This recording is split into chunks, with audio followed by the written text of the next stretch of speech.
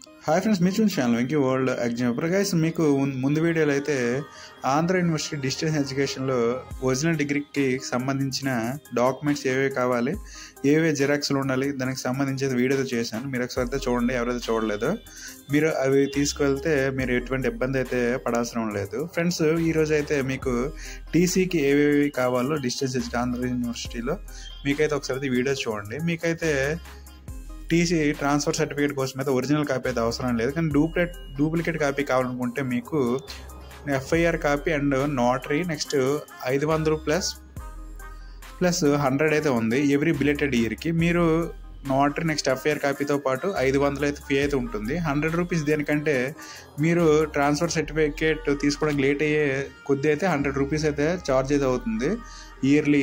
దానికి సంబంధించి ప్లస్ 100 అయితే ఉంటుంది.